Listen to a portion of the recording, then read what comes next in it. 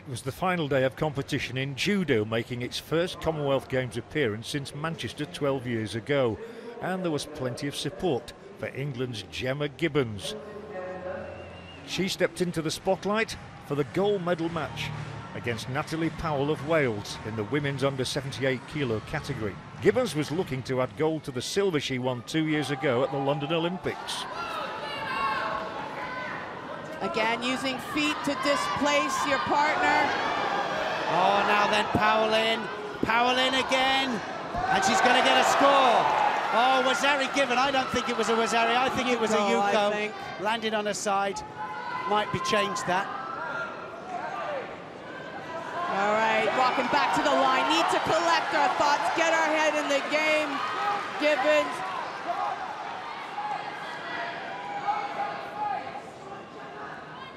Gemma Gibbons is going to keep coming forward. She's got to be careful coming forwards all the time because Natalie Powell will turn on it. Needs to stay tough with the grips. Gemma's got to get a game plan. Can't just drop like that. No, there's a possible second penalty going to come up for Natalie Powell. She's blocking out now. She's gone into defensive mode. Referee hasn't called it. That's 2 penalties haven't been called. Now she's going to get the penalty. 1 second to go. It won't make any difference because she's going to win it. And it's all over. Powell wins it against the Olympic silver medalist. Well, Neil, that is the glass ceiling you're hearing shattering for Miss Powell. What a joyous moment for Powell, who had the honour of claiming Wales's first ever gold medal in judo at the Games.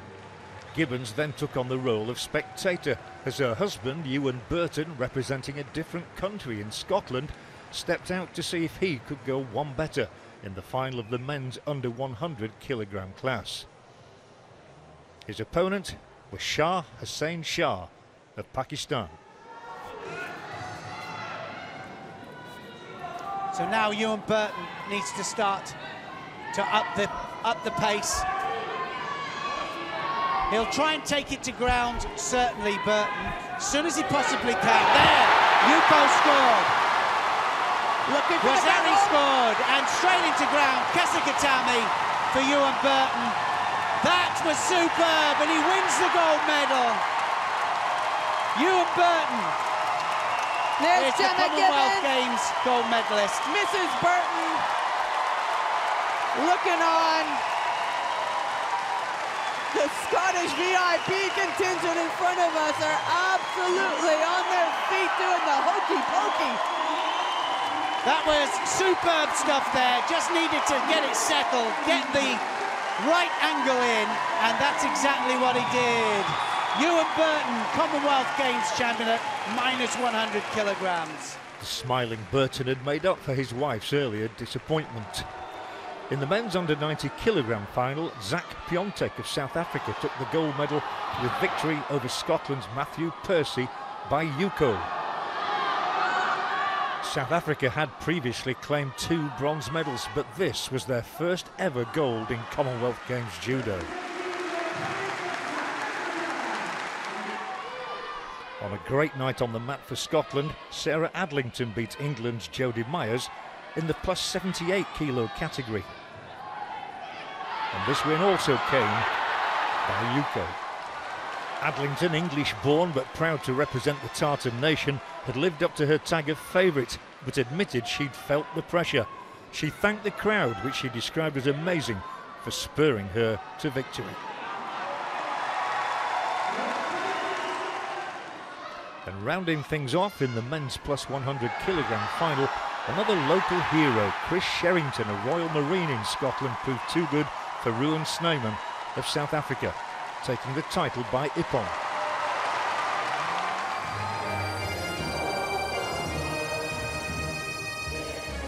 Scotland had its best ever tally of judo medals: 6 gold, 2 silver and 5 bronze. What a game.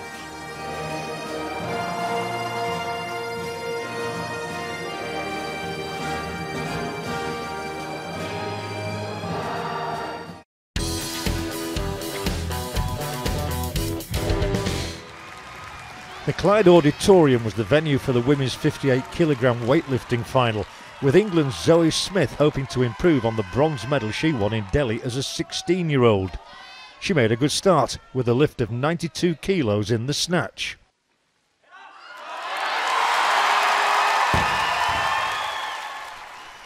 There was the possibility of a romantic story too, with Michaela Breeze of Wales, the gold medal winner in 2002 and 2006, coming out of retirement to attempt a hat-trick.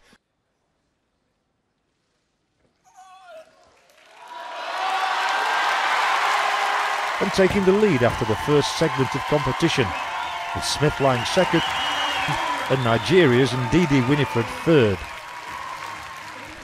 It became a case of mixed emotions for Breeze as she equalled a Commonwealth Games record with a lift of 109 kilos. She then failed with her one remaining attempt. That left the door open for rivals Smith and Winifred. The Nigerian was now in position to raise the standard with 116 kilos on the bar. So this is for 206. David, she's strong enough for this. My question is, does she think she can do this in this moment? And she does. She takes the clean and jerk Commonwealth Games record, but we're not done yet. And this is for 5 out of 6. She's on a total of 207. Which is already a Commonwealth Games total record. Cleans at 30 seconds. Clean. So this for the icing on the cake. There we go. What a great way to finish the day. Oh, yes. 3 kilos more. And a back flip. Amazing. And that takes us to 210 kilos total. That's an 8-kilo improvement in the total, and as far as the clean and jerk is concerned, that's a new clean and jerk record by 3 kilos. Zoe Smith is champion of the Commonwealth, and Ndidi Winifred is the overall silver medalist, and the comeback girl at the age of 35 years young is Michaela Breeze of Wales. The men's 69kg weightlifting competition turned into a gripping contest at the Clyde Auditorium. Malaysian Muhammad Hafifi Mansour, who won bronze 4 years ago, delayed his entry to the competition in the snatch element until there was 135 kilograms on the bar. He was then successful with his first lift. India's Omkar Ottari was next to show his hand, successful with a hat-trick of lifts culminating with this one, setting a new mark of 136.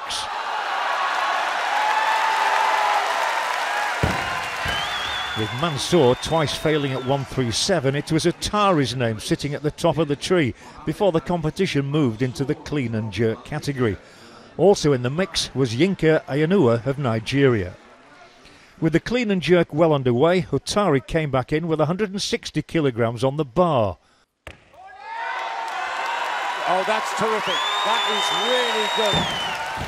The clenched fist told its own story as Ottari's combined total soared to 296.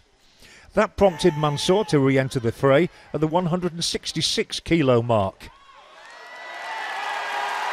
Zooms straight to the top of the leaderboard. Yinka Ayanua then had to respond. The man he's really attacking is the Indian, who weighed in at 68.53. So on lighter body weight, he's now going for the silver medal with this second attempt. That's right. He's in a great position with 2 lifts left.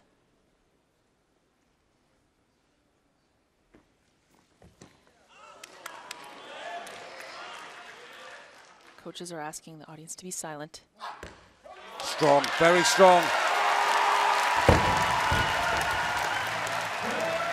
Now, if he doesn't get this, he is vulnerable to the Nigerian. That's correct. This is why he needs these 4 kilos. The Nigerian would need to change his weight again, however.